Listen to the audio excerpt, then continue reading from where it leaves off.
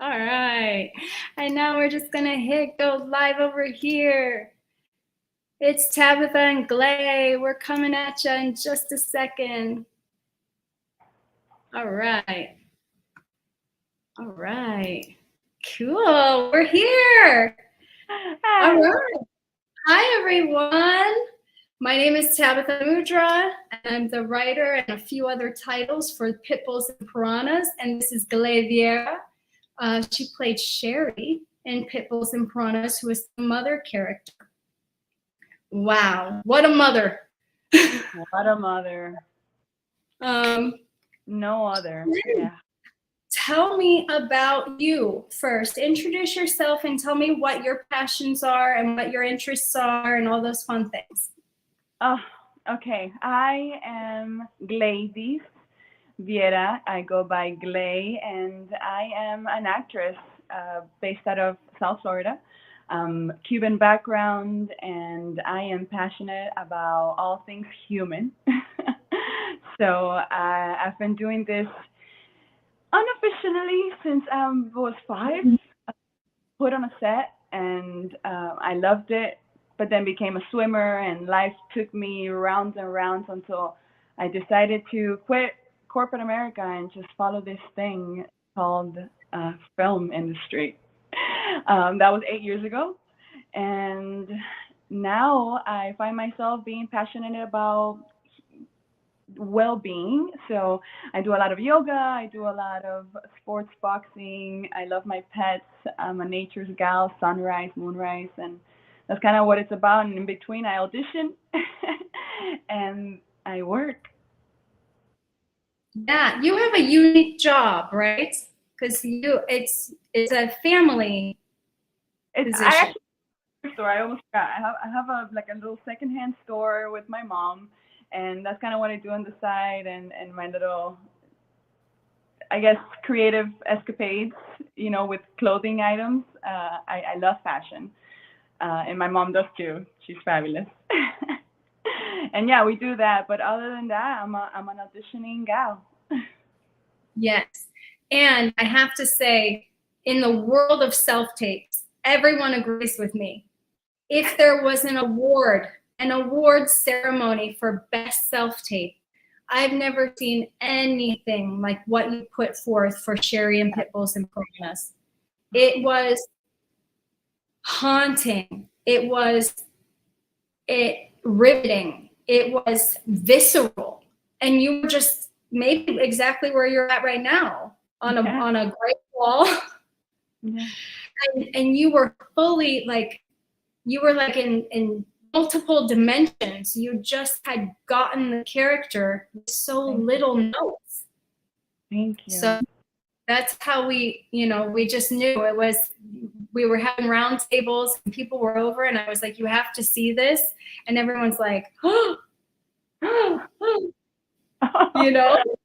Right. Yeah, self-tape award goes to. Thank you. Absolutely.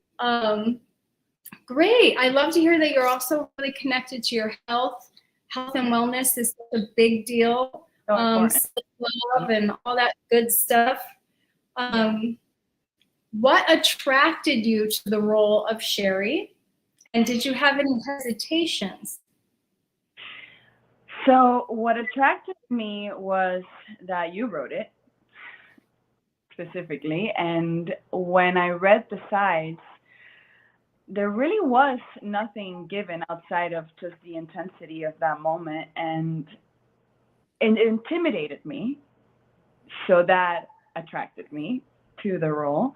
And I only had a hesitation about being able to do it, about really going there, because I was not this person at all, but I know this person, and that was it. So it took me 4 days or so maybe to read it, think about it. I watched tons of YouTube, tons of videos, tons of we live in Miami. I live in downtown, close to downtown, and there's this person is floating around in every corner. So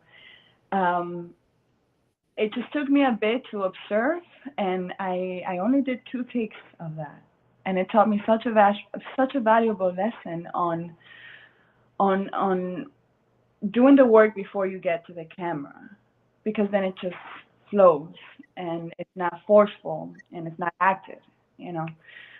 So yeah. Wow. Were you hesitant? It's a tough role. Tell us a little about how you interpreted Sherri, who she is, and if there were hesitations there. Yeah, I see. Well, Sherri had potential to be more than what she ended up being, and I think at some point there was this choice of just giving up as a human being and just letting the waves crash into you without you moving or doing anything about it except self-destroy more. And I see Sherri as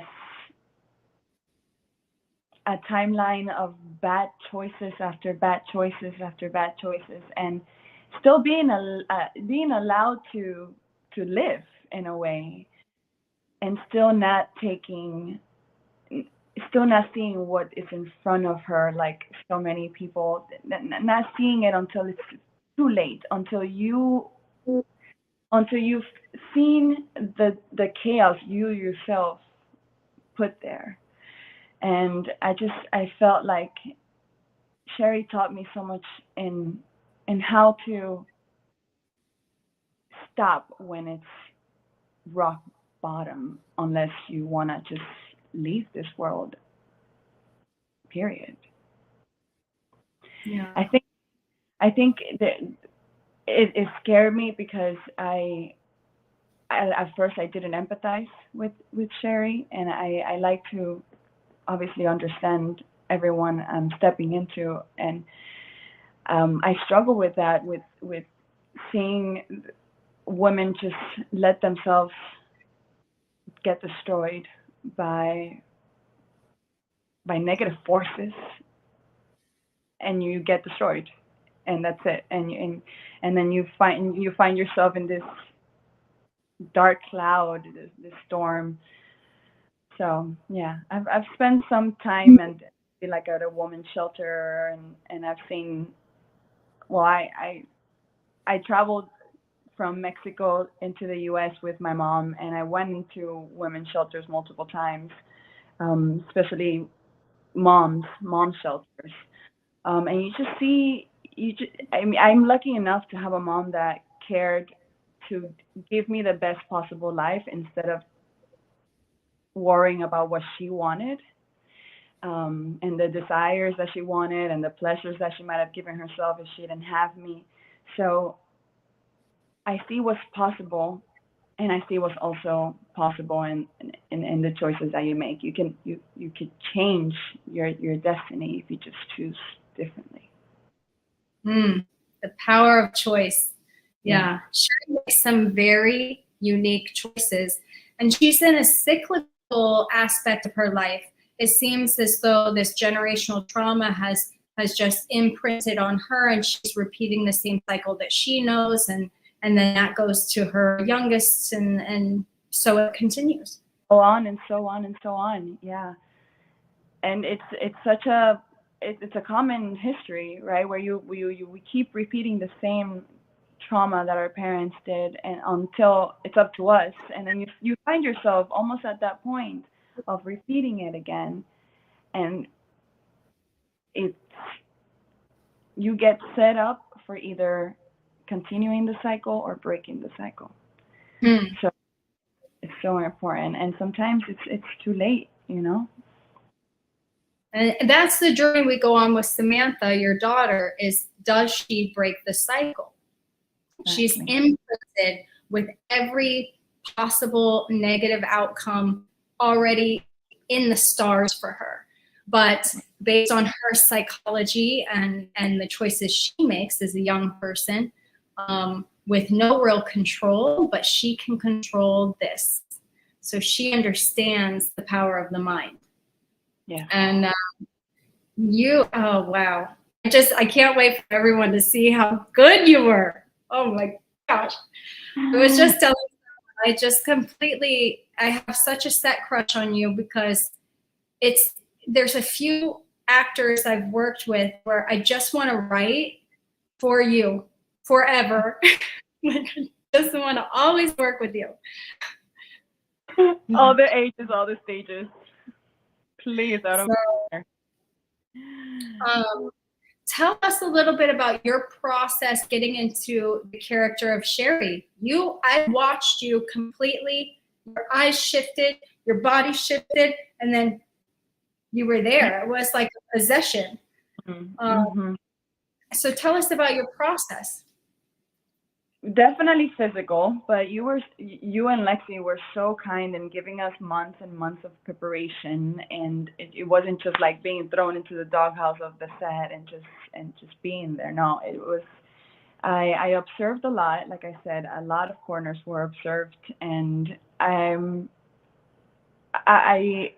love the use of facial muscles, and Sherri gave me an opportunity to not be afraid of just letting them do what they do if they weren't controlled.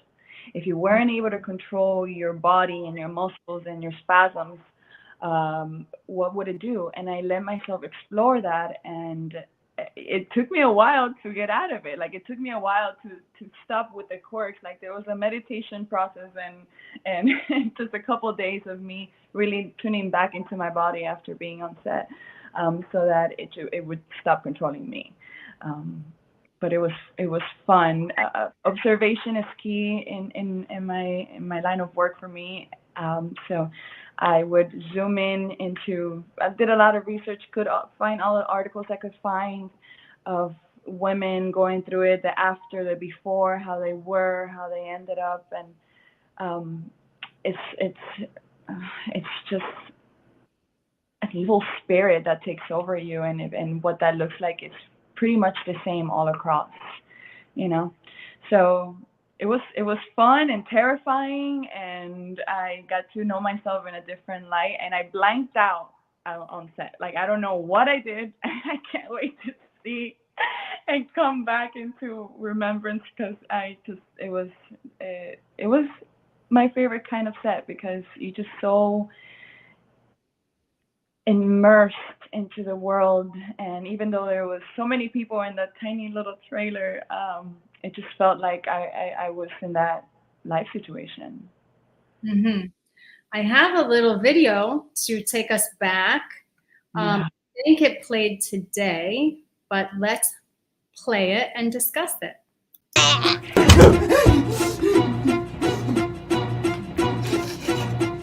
You do what you want to me. You want to kill me. My face is like, ah. Are we seeing it? Oh, did you see it or no? No. Oh no. I didn't. Hold on. Why? It should have played. Maybe it only allows me to. No, we're gonna play it again. Let's play it again.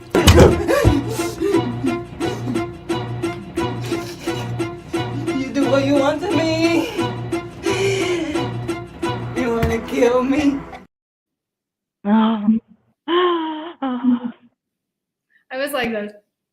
I mean, that's just such a tiny little clip of a very intense scene that you had. It was sort of this a very, very highlighted moment. You had, I mean, your room, your hallway, it was all your, Sherri's energy.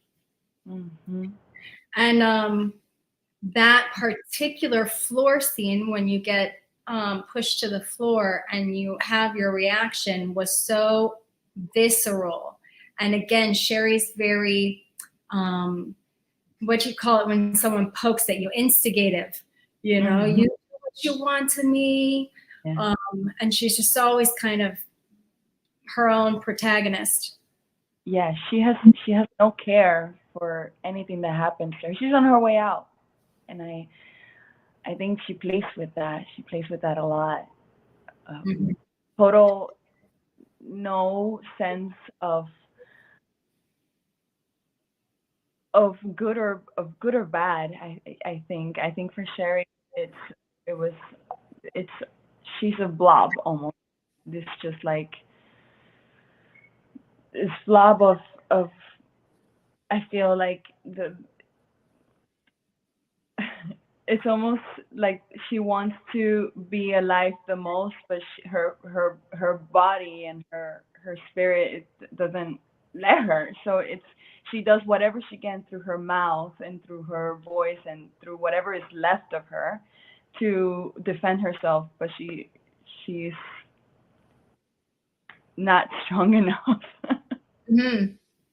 Yeah, she definitely battles. It's a curious duality because she has very low self-esteem in certain areas, but is Yeah, such an instigator in other areas, which, you know, to instigate, you must have a certain level of confidence. yeah. So she just has this really unique back and forth. Um, Hmm. she's a curious character. I mean, they all were. This is a Yeah. film of definitely like curious characters. Um, yeah, but tell me, how did this role differ from other roles you've had in sunny South Florida?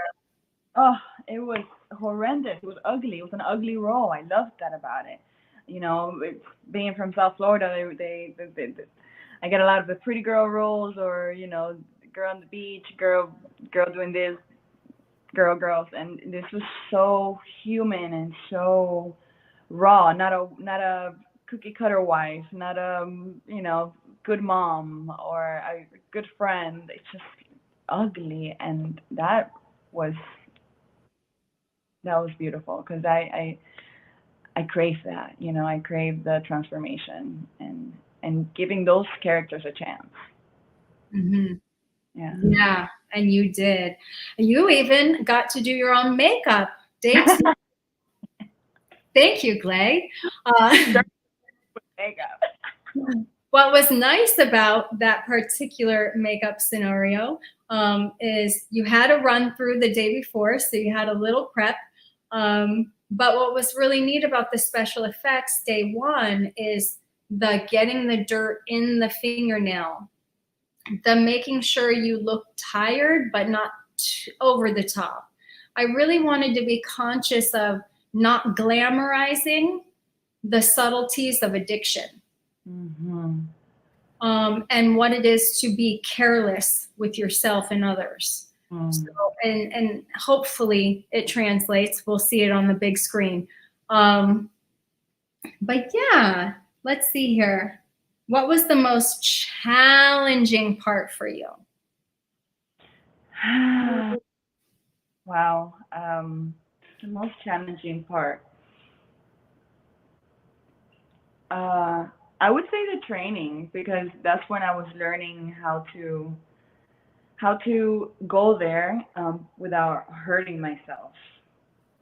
You know, because I knew once I would get there, I wouldn't care about hurting myself. So probably I would have definitely hurt myself because I just get so in it that I fall and I don't.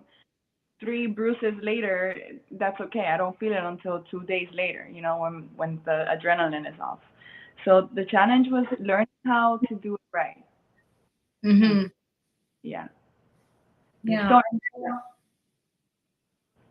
and Say having a that. good that helped. So I love that we had a seasoned stunt coordinator to at least get us to a point of choreography that was safe, and to at least have that in our back pocket.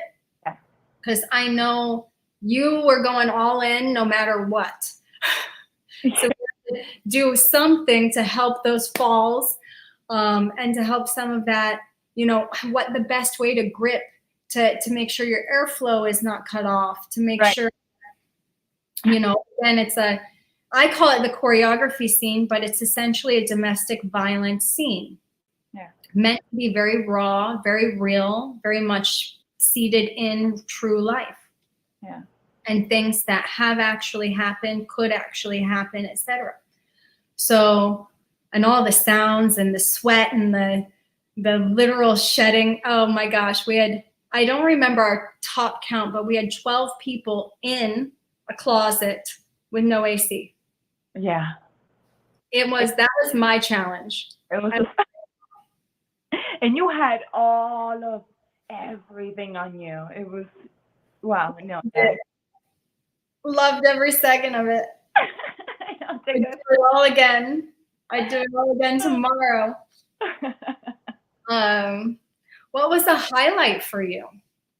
Oh, Mia Bella was such a highlight on set. She really made. She was the comedic relief, the cuteness relief, the everything relief.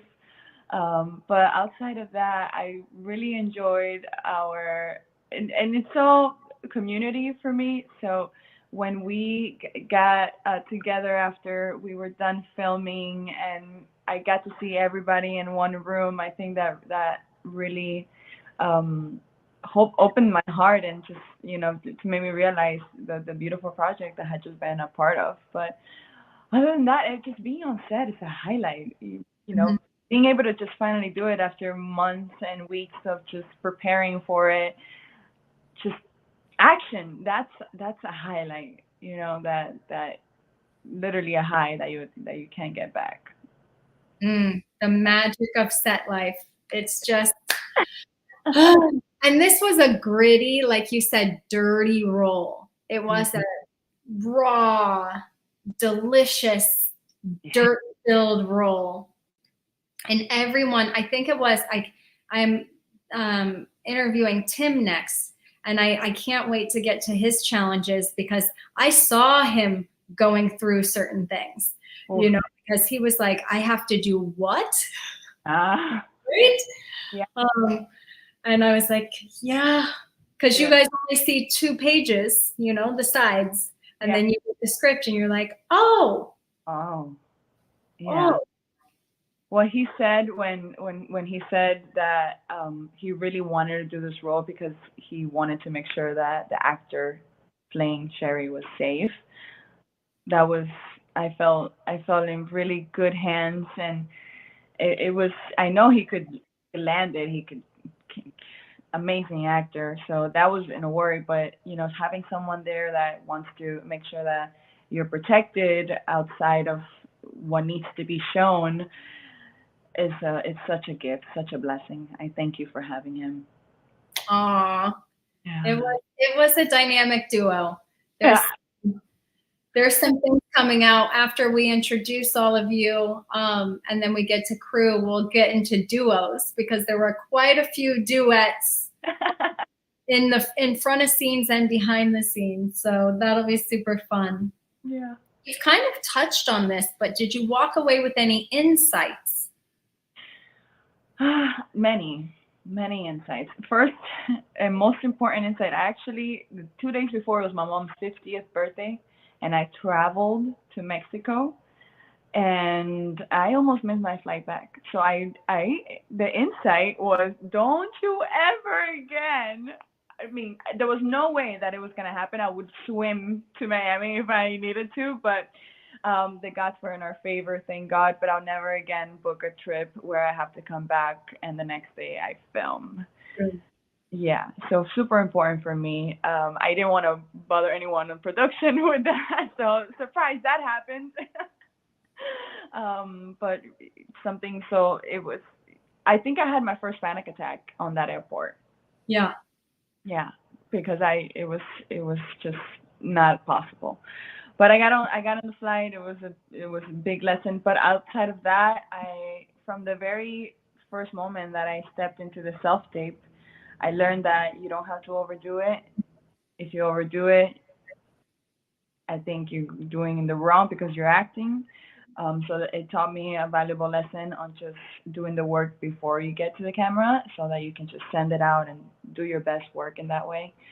I learned that you have to train before. You have to coordinate. You have to know your stunts.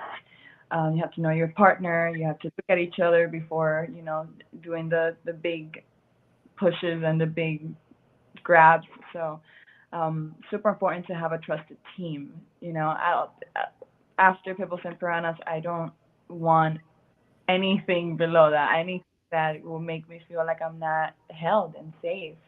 Leslie did such a good job at just making, just checking in with us and just making sure that we're good. So having that, yeah, it really set a tone. It really set a standard for all upcoming films and projects. Good. I'm really glad to hear that. A standard is, I think, all things. There's some abuse in all industries, but definitely in film and theater. There's certain things that are overlooked and expected of you to do. So I'm really happy to hear that you had a comforted, like held, secured time. Yeah. And you were just a gift. You were a gift to the whole crew. Everyone loved you. So it was it when it was your time to go and we had closed, we were close. I was like, what do you mean? I can write more. I can do more. Go far. So short-lived. Oh, yeah, definitely. It was, I know. It happened like that in the blink of an eye. I really wanted it to last more. Yeah, it's already The oven, I wanted it to last forever. Did this role promote growth within you? I think you kind of touched on it. Yeah, I can't touch it enough. Absolutely. It also made me so thankful of the path that I'm on and the health that I have and the choices that my mom made for me. Definitely saw myself in Mia Bella's character a lot. What could have been, if my mom hadn't made the right choices. It made me grateful for my life as Gley, as Gley's, and also it proved that I can to myself that I can get ugly, that I can let myself get there, and I could do uglier or dirtier or gruntier, and just like more intense, and that's really something I crave, and maybe not perhaps just ugly, just like in real, raw, human, not polished or anything like that. It definitely gave me that. Did you watch Monster, the movie? Yeah. Yeah. So when she was going through her transformation, they put on prostheses, teeth to make them, jagged and more imperfect. Because she's stunning, It's I'm spacing her name right now. So from Monster, it'll come to me. Yeah. The woman who plays Eileen Wuornos goes through a huge transformation. But what she loved about it, because it was such a gritty role, is she was able to go out in public and not be seen as this A-list celebrity. Ugh. So, but she said nobody held the doors. People treated her badly. Because remember, her transformation was to look very, I don't know what the proper term is, but trashy. She's not meant to look nice. And Charlize Theron is a very stunning woman in the nature of her presentation. Yeah. So I think with Pitbulls and Piranhas, it was like, did I want to stain the teeth? Did I want to go more? Mm-hmm. But I didn't want to, again, just overdo it. I just thought the subtler, more like, because it was about the acting rather than if you had been picking at your face or more, missing a tooth or this or that. I didn't want to get caught up in those details because I thought you did such a wonderful job translating the energy of who Sherri is. And what you're saying is it's the choices she makes. And I love that you share, you had some, like a visceral response towards Mia Bella's character in that, wow, had my mother not chosen her lifestyle and bringing me up. So I'm hoping to have that at the screening is this empathy and compassion towards the underbelly and these lower socioeconomics and people who are not as educated, and so on and so forth. So I love that you said that. Oh, so much purpose in this project. It's, it shows just a negative reality, but it's with the purpose of the greater good, and I really, that definitely enticed me to be a part of this so much. Yay. All right. What was your favorite scene to film and why? My favorite scene. Is it messed up that it was the leash? It was. I mean, it was part of my audition, so it was something that yeah, it was a challenge in its own, but I knew that I could do it, so it didn't, it didn't. I was nervous, so it's like about to go in a what is that called? Roller coaster. A roller coaster. It was a roller coaster. That part. That was my favorite scene. Yeah. So the leash scene, actually, Tim or Dan, your partner in the movie, wraps 2 or 3 times, I'm not even sure, around Gley's neck a leash, and then pulls her up the wall and holds her by this leash. Now, you had your hands somehow pivoted underneath. You somehow made it make sense for the front of the camera so that you wouldn't like actually choke. Going up the wall, filming that was so intense. Exactly. It was, this everything about from the lens selection to the lighting, it was so intimate in this dark space. I'm certain you all smelled each other's breath. Everything. Because right in like I said, I blanked out, so I don't remember. That's wild. So yeah. That's funny that's your favorite scene. That's great. I think, well, right now in the current edit, when you come down, when you wake up to the noise and you come down the hallway, it's so done. It's edited so beautifully. Again, Erin Lee is just a feelist. She can feel every scene. She feels the edit. I love it. The magic touch is always the edit, yeah. Yeah, and then you approach the window, and this introduction of you is just so beautifully dark and gritty, and it's a stunning, reveal of setting you up and who you are going to be in these scenes. So it's pretty cool. This is the shout out section. So is there a person that stood out to you on set? You kind of said Mia Bella. She was. There's some things that a child actor will do that you just can't learn in an acting class. It just comes with. When you're a good actor, it doesn't matter if you're in child form, So she was amazing. But Matthew Salas, what was the character's name? I'm blanking out. Craig. There was the only time that I was able to see the, behind the scenes when maybe I was done filming or something, but I found myself catching one of the scenes that he was doing, and Greg's character was always in the background, but he added so much to every scene. He was so important, so essential, and he was amazing. He did so many little subtle things that I was like, whoa, where have you been and where are you? You're such a good actor. So I can't wait to see that. I can't wait to see what he did. No, it's great. I'm so nervous for the cast and crew screening with our special private guests. We're calling it a WIP screening. It's a work in progress screening.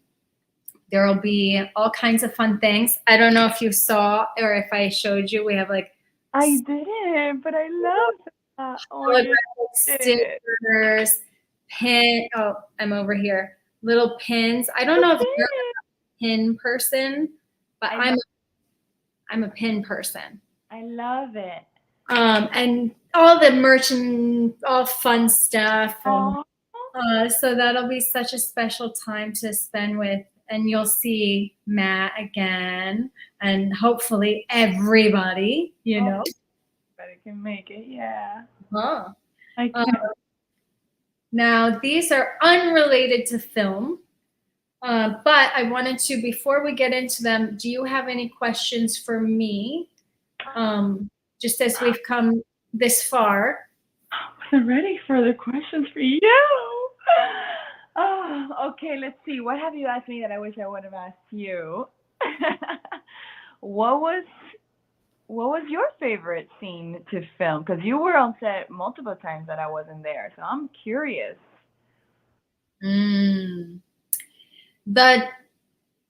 Okay, so for me, writing the choreography scene of the domestic violence, that was the critical scene. Can it be pulled off? Can it be safe? Can it look real? Like really real. So much so that it may be so uncomfortable for the viewer. Yeah. You know, I love those kinds of films where I am uncomfortable or having a visceral reaction. So I'm hoping, I'm not like, oh, I hope I make you all uncomfortable. But the idea is these are real moments in real life, and can we deepen our understanding for folk who have, you know, mental health considerations, substance abuse? How are we serving this population? And how are we judging them, and how are we helping them, and all of those fun things. But getting that choreography, I love choreography. Doing a fight scene was on my bucket list, to make sure that it comes across as eloquently and gritty as possible. Yeah. Wow. So your work started way before we got in there. I also know that these people exist. Sherri exists, and that was so interesting to me. Tell me about how the process of writing the story came about. Yeah, so I think, well, someone in my life had said in some words like, the one thing you can write that's the truth is your own story. So I was like, okay, that's good. When I first created 1310 Bandits, it was all about getting women in front and behind the camera and telling authentic female stories. And then that grew and grew and grew. And I was like, what better way to communicate the human condition than from the perspective of truth? So all of these are rooted in real people, real experiences. The entire film, you know, in its wholeness is as real and raw as we can get. And that's the biggest challenge, is making sure it is and feels real. Right. Yeah, because glamorization, I've seen so many movies that glamorize this kind of, I don't want to name them because that might be bad, but there's a lot. There's so many, and they just go, you know, from the terrible accents to, you know, just doing these kind of stereotypical things, which I love stereotypes. They're very fun, but being a little over the campy, you know, it teeters on the camp side. So I really wanted the opportunity to see how gritty it could become if we just stayed true to the characters. Yeah. Wow. Powerful. Yeah. Beautiful. I admire you so much. Gosh, I look up to you. I want to be like you when I grow up. Yeah, I feel the same. I just want to play in the sandbox, the film sandbox, forever and ever. Yeah, with you. And we'll soon be hanging out. So on the topic of life, What is the greatest lesson you've learned in life thus far? There is love and fear. And you're either doing things through love or you're reacting to things through fear. And I think fear reacts and love does. And so whenever I find myself reacting to something, I just find the fear in there and then just, slap it up and turn it into love. But really just that that's key for me. That's kind of like the recipe into how I travel this thing. Whether it's with projects that slip out of my hands or things that come in. So it just the art of letting go falls into that as well. Just love or fear. Which one? Why is this happening? And why are you reacting to it? Yeah. Sounds so self-aware of you. I like it. I love self-awareness, and I love how have you heard of the consciousness, it's like a paradigm, what's it called? The consciousness funnel. Essentially, No. where I'm going to send you all the things on this because it's a fascinating funnel. Essentially, there's like survival, guilt, shame, and these kind of things are your lowest function, right, as a human being. And then as we teeter-totter up, we get to enlightenment or sort of this, serene space of Buddhism. But we all live somewhere in between. Most people are at the 200 level in consciousness, but you have the ability to get to 1,000, which would be, the best, the dimension of dimensions. Yeah, and then if you had a magic door that opened to anywhere, where would you want it to lead you? Wherever I can be of service. I don't know how that looks like, and I don't want to control. I'm learning how to be less controlling.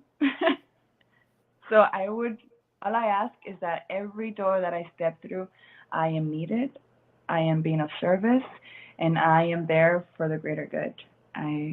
It could look like with family, with work, with creative endeavors, with relationships.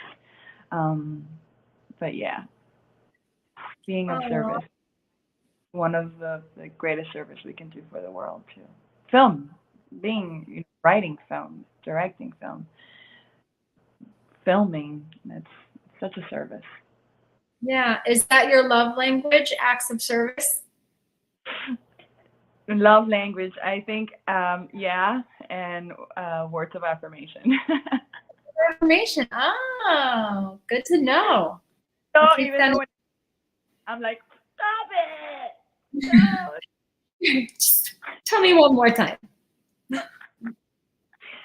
Sure. Well, Gley, mine is, I call it acts of support. I love feeling supported.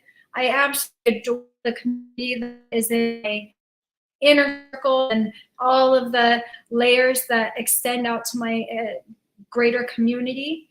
But feeling supported by typically acts of service is my favorite thing. It just fills me up.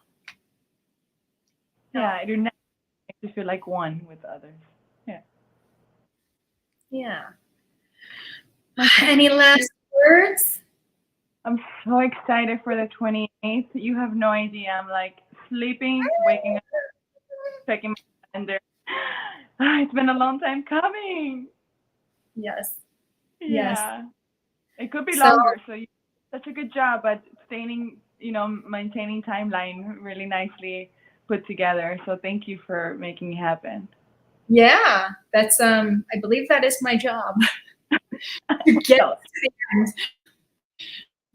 Yep. Yeah. Yep. And then we'll go film festival all over circuit. It's going to be so much fun. I look forward to seeing you soon, and then again, and all the time. Again. Yeah. And thank you for doing this with me. It will soon be on YouTube. It was on Facebook and Instagram. And I see like little hearts and thumbs ups and things, but I don't know what all that means. So pardon my just not knowing how all of these programs work. I think we did okay. We're all right. We're all right. That's a wrap. Oh, thank you so much. Off with Gley, Viera, and Pitbulls and Piranhas. This is your official interview. Signing off.